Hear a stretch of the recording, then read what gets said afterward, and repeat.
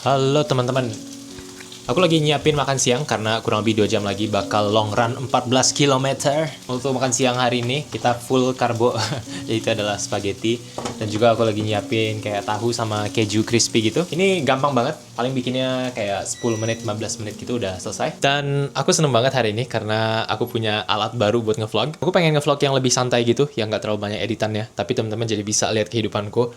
Kayak banyak banget ternyata yang suka sama video-video day in the life ku zaman dulu. Kadang aku tuh pengen bikin video vlog tapi ngerasa nggak terlalu berguna. Terus aku lihat viewsnya rendah dan aku pikir, aku males bikin video lagi. Cuma kan itu ya harusnya ya konsekuensi dari berkarya ya. Nah untuk saus spagettinya yang pertama aku naruh yogurt. Waktu aku di exchange itu banyak banget restoran-restoran Turki yang mana orang Turki itu biasanya makannya nyampur yogurt, terus tomato paste sama apapun lah. Dan ternyata it works ya guys, karena dia itu ringan, tapi juga ya cukup ada nutrisinya lah. Kamu biasanya suka sambal apa? Kalau aku sukanya yang ini nih. Waktu itu, aku sempet mimpi bapakku overdosis 2 belibis. Nah gimana ceritanya? Jadi dalam mimpinya, King banyaknya makan 2 belibis, kepalanya jadi sampai ungu, biru gitu.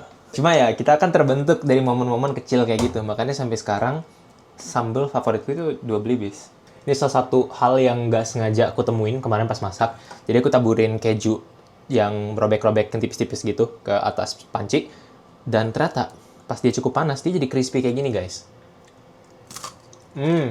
Dan bulan Maret aku bakal lari di Tokyo Marathon. Nah, jadi Tokyo Marathon itu adalah salah satu dari 7 World Marathon Majors. Yang lainnya ada di Berlin, Sydney, London, dan beberapa kota Amerika. Tahun 2024 aku lari yang di Berlin. Itu aku finish di sekitar 4 jam 29 menit resminya.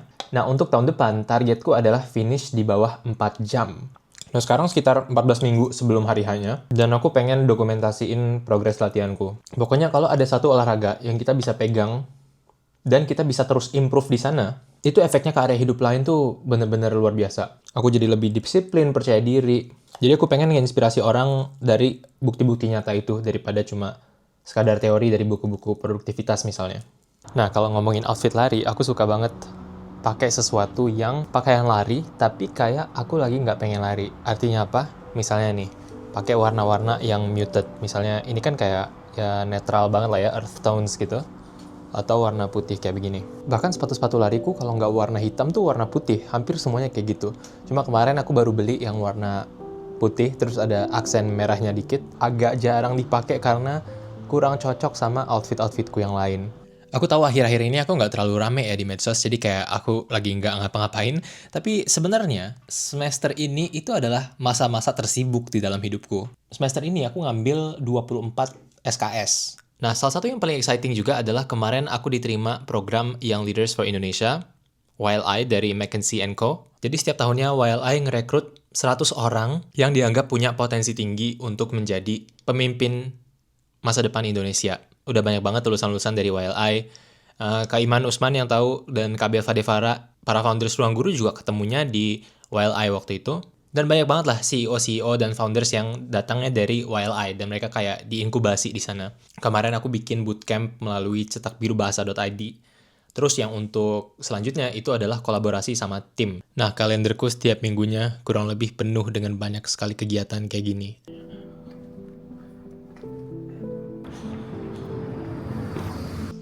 Dan dari tadi sebenarnya aku mau fit check, cuma nggak ketemu lokasinya. Tapi ya hari ini kita pakai outfit kayak gini guys. Sepatunya, wow. Sepatunya kita pakai On Cloud Eclipse, salah satu favoritku juga akhir-akhir ini. Dan aku pakai kacamata hitam dari Goodr, dan menurutku kacamata hitam ini ngebantu buat nurunin perceived effort levelnya. Jadi kayak kita ngerasa larinya lebih ringan, padahal sebenarnya sama aja. Dan sebenarnya sekarang tuh udah musim dingin, cuma entah kenapa hari ini tuh kayak panas banget gitu. Outfit check. Nah, ini adalah salah satu kombinasi outfit yang paling kusuka. Aku sekarang lagi ngurangin banget beli-beli pakaian ya. Jadi kebanyakan ngulang-ngulang outfit gitu. Yang jadi favoritku untuk quarter ini adalah lady bag ini. Yang disebut ini dari tas wanita sebenarnya. Cuma aku pakai. Kalau kita maduin sesuatu yang maskulin dengan yang feminin, kita jadi bisa dapetin kontras yang bikin outfitnya terasa komplit. Dalam case ini, kebanyakan dari outfitku itu maskulin. Kayak coat-nya cukup boxy yang dikaitin sama maskulinitas biasanya. Dan tasnya dari bagian wanita ini, aku beli pas di Jakarta. Jadi sedikit sentuhan yang melengkapi. Nah, sekarang aku lagi pergi buat makan Yoshinoya. Ada yang tahu Yoshinoya? Dan aku suka banget habis long run itu makan di luar. Jadi walaupun aku biasanya masak di hari-hari aku long run, itu aku suka beli di luar karena ini jadi kayak motivasi gitu loh. Jadi tiap minggu tuh aku nggak sabar buat long run karena aku tahu di akhir long run itu aku bisa makan sesuatu di luar. Larinya sendiri tadi lumayan oke ya. 2 bulan yang lalu tuh aku sempet cedera. Jadi on and off larinya.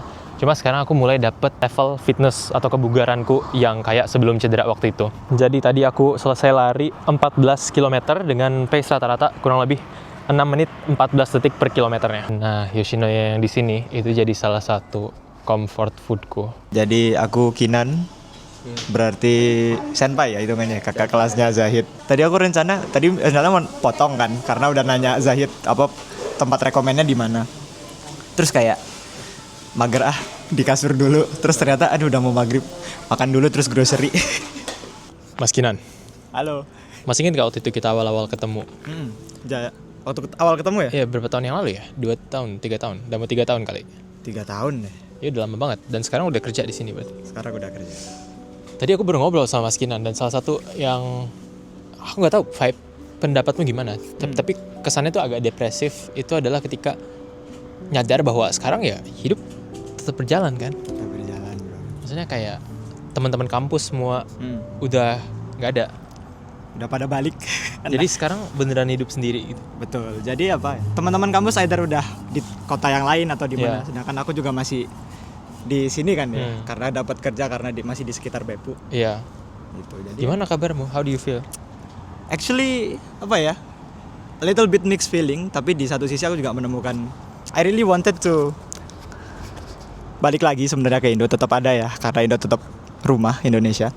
Tapi di satu sisi ternyata kerja di sini dan menjalankan hidup seperti biasa juga eventually you start to get this point, small things yang kamu akhirnya bisa appreciate di situ loh. Jadi ada happiness baru yang itu bisa muncul ternyata setelah bekerja.